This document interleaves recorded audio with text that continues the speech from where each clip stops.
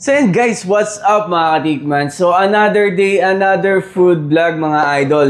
Sa mga may hilig po dyan sa sweets, pero hindi ko din alam po muna kasi hindi ko pa natitikman, itong cream puffs. Yan. So familiar ba kayo sa cream puffs? Guys, bibihira po yung nagtitinda nitong cream puffs dito sa San Pablo mga idol. At itong dala po ni Puffs, ito yung pangalan ng kanilang store, ay iba't ibang flavor ng kanilang cream puffs. Yan. So, marami tayong makikita mga classic flavors and premium flavors. For only 39 lang yung kanilang classic and 45 dun sa kanilang mga premium flavors. Guys, ang daming pamimilian for your mga favorite na mga taste buds na kunwari gusto nyo matcha, biscoff, and many more. Ano?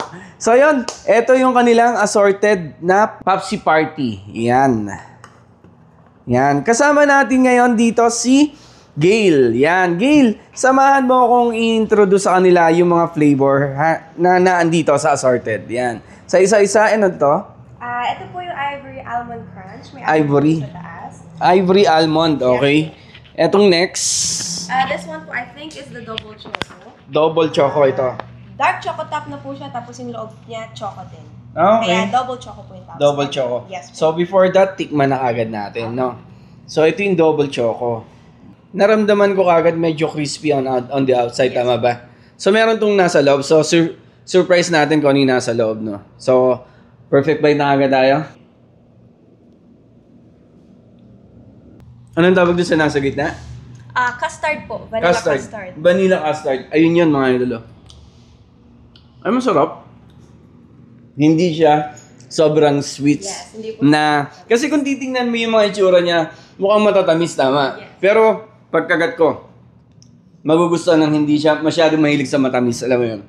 Tapos itong next natin, Gail. That one po is strawberry. May strawberry din po siya sa loob. Strawberry. Yes. Then, matcha. Matcha po. Ito naman. Oreo po. Oreo. Cream. White Choco top. White Choco top. Nutty salted caramel, one of our best sellers. Yan. Nutty salted caramel. Yes. May nuts po siya sa loob. May nuts sa loob. Yes. Wow. Ang ganda naman ng pagkakagawa, no? So, yes. Kudos doon sa nag-bake nito. Yan. Kina ma'am, kina sir. Tignan natin. So, iba-iba yung laman. Depende sa flavor. Depende po. Yan po, vanilla custard, may nuts po sa loob. May nuts sa loob. Yes. Ito yung classic flavor. Yan. Yung walang toppings. Ito yung pinaka-itsura niya, guys, kapag walang flavor. Yan. So, ito, 39 pesos lang. Ito, gusto kong tikman yung Miss Morse. Yan. So, ito yung nakakatuwang tingnan, mga idol. Napakaganda, oh, di ba? So, kita ko, tinotorch pa nila to, no? Tama ba, Gail? Yes po. Yan. So, tikman na natin. Marshmallow na tinorch, di ba? Ang sarap. Surprisingly, yung flavor niya sa nasa loob. Ang sarap. Doon ka matutuwa doon sa nasa loob. Nakita ko si Gail kanina. Ang galing niya magtimpla ng kanilang dirty soda. So, ano ba yung dirty soda, guys? So, sa iba, fruit soda ito. Pero dito, with the twist, ang daming flavor at ang daming kung ano-anong nakalagay. Yan. So, Gail, introduce mo kung ano to. Okay, so this one po, ang base naman po niya is yung Mountain Dew po natin. Tapos siya ay Sunkissed Bliss. This one po, Sprite ang kanyang base. It's called Blue Lagoon naman po. Yun. Galing, no? So, guys, tapos mura pa, ha? Kasi yung fruit soda sa iba, naglalaro sa 80 to 100. Dito, naglalaro yung presyo niya 60, 70, 80. Mga ganun lang. Tapos, eto na yung matitikman mo, no? So, punta tayo sa kanilang Blue Lagoon. Blue Lagoon na hindi blue. Okay, char. So, ito, raspberry, kiwi, and pineapple. Tama ba? Yes. Galing ko, no? Ay, masarap nga. Hindi siya, hindi basta yung mga ingredients katulad ng ibang fruit soda. Nakita ko mga premium or quality mga kasama dun sa drinks niya. So, next natin itong Sunkissed Bliss po. May cream po siya. May cream. Yes po. Yun. Sarap. Grabe. Ito, Mountain Dew yung base niya. Pero papunta siya doon sa orange flavor na ayun yung lasa niya eh.